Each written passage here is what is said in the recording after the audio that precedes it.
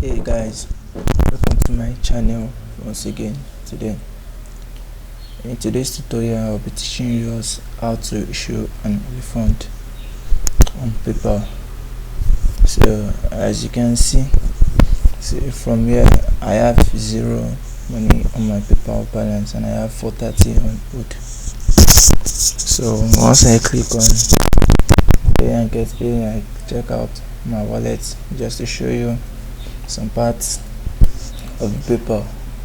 But as you can see here, I have 430 on hold.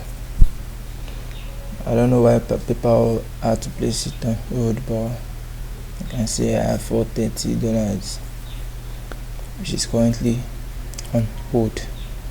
So once I click on this, I can open because I have three different accounts types on my PayPal. So currently I'm using the Canadian dollar. So you can see now Atira since, and you have also requested back for the money though. Let's see, you can see what is on hold. See, I have 480 pending. That's the money that is currently on hold. It also appears in my dashboard also, so I can either pass through the dashboard or the activity to see what's going on. So once I click on the payments, though I'll cancel this one later, but I just want to show you how to issue the refund first. So you can see that's the money I have on hold. Once I click on that, so once I click on that, you can see it shows me the address and everything, meaning showing that it's a goods and services stuff and like that. So I should update my shipping card in order to get the payment earlier, but I want to refund this payment to the sender. So once I click on the refund,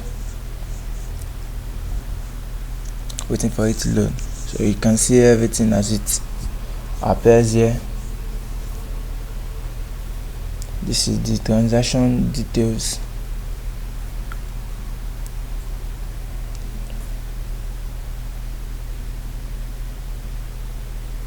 So yeah, I'm just about to issue the refund right now. So you get to know it's very easy and not as hard as you may think. So once I click on issue refund,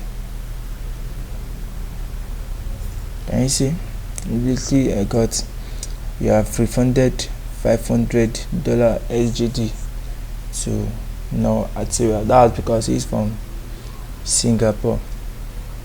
Can you see it's as easy as that? So I can just go back to